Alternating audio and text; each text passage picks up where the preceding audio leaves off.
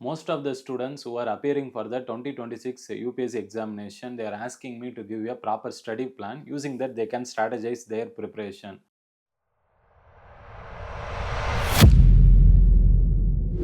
Hello students, welcome back. In today's video, I wanted to discuss that. Before that, a small incident I wanted to quote, which happened in the life of MS Dhoni, the famous Indian cricketing captain. When he was appointed for the first time as a captain of the 2020 cricketing team in 2007, he asked all the players who are coming for the practice session to come and practice. That is, they should try to bowl towards the stump without batsman being present there. Most of the players who are involved in the practice session, they were very curious why this MS Dhoni is asking us to do this, and they were not happy with what he is telling to them. But in reality, such an incident happened really in the India versus Pakistan match, which came for a tie, and there is a rule specifically in that year which says that in case of tie, the batsman, that is a player of that both the teams, they should come. They should pick 5 best players from each of the team, and they should try to bowl towards the stump without being batsman being present there, and they should hit the stumps correctly. And who is hitting for the maximum round, then they will be declared the winner. The same incident which happened, and because of better practice in that practice session, MS Dhoni's team could win over the Pakistan team. That is when they realized the real indigenous capability of MS Dhoni. So same thing I wanted to quote for the students who are appearing for UPSC examination, especially for 2026. You should have a clear ready-made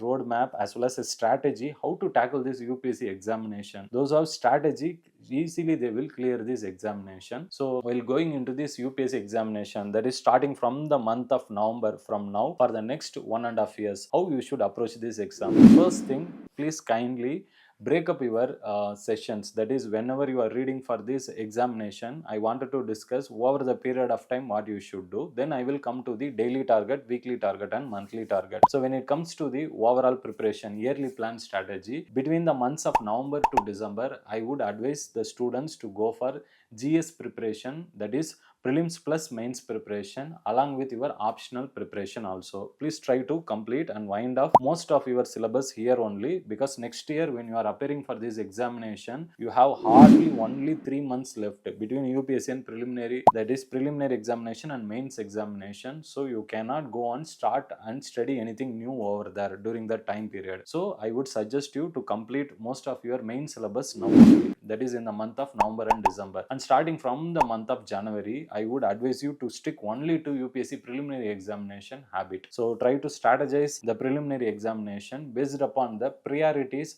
are the important areas which are asked in the UPSC examination repetitively, that you can analyze from the UPSC previous year questions. So from January, February, March and April, 4 months you can dedicate exclusively for UPSC preliminary examination. And when it comes to May month, kindly allot for current affairs as well as revision of most of your GS syllabus component, and try to practice maximum test in the month of May, so that when you appear for the examination UPSC prelims in May month, it will help you to have an extra edge over other candidates. And after completing the UPSC preliminary examination in May month, then June, July, August, these 3 months you allot specifically for completing whatever areas which you have left off during the month of November and December in the mains preparation. And optional some areas or concept clarity might be required. Try to spend time over there and try to allot the remaining time period mostly for practicing answer writing, and try to get feedback from the mentors, because if you do answer writing, then only you can perform really very well in the real examination. Just by looking at the concepts or reading the concepts repetitively will never give you edge over the other candidates. Most of the candidates are UPSC toppers who are clearing this examination. They have the habit of consistent answer writing, that is practice. So please try to do that in the months of June, July, August. So after giving the mains in August month, UPSC mains examination, then you can start your interview preparation from the month of September itself,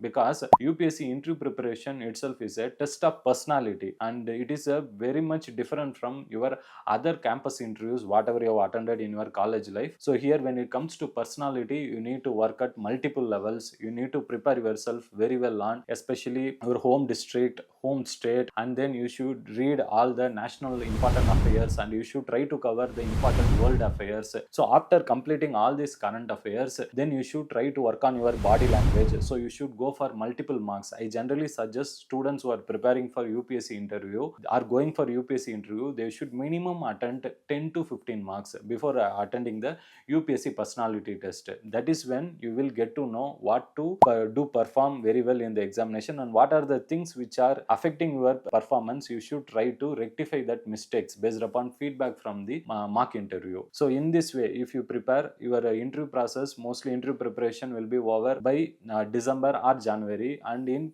January end or February you will be called for the personality test and results will be out. So the clear roadmap for preparing for UPSC 2026 examination, I wanted to again tell you, that is November and December month of 2025 allotted for UPSC Prelims, Mains and optional preparation. January to April month, try to allot for GS Prelims and CSAT coverage of preliminary examination. May month for revision and practicing, and June to August month for practicing test series of UPSC Mains, and try to revise whatever GS Mains concepts as well as the optional syllabus. Then you can work on your interview preparation process, mock interview from November month to especially up to the date of declaration of the mains results, maybe in December end or January end. So in this way you can strategize the preparation. Other than that, there are some things which you need to remember, especially you should have a clear weekly strategy plan and monthly strategy plan along with this yearly plan, that is study plan. What is, sir, a weekly study plan? Generally, students, what I have been observing over the years from my mentoring experience is that you should not continuously read for 7 days in a week. I generally suggest students to read for 6 days in a week and allot either 1 day in a week. It can be Sunday or any day which you, according to your comfortability, you can fix, and that day should be allotted only for revision of what you have read in the last 6 days. So 6 days studying, intense studying, and 1 day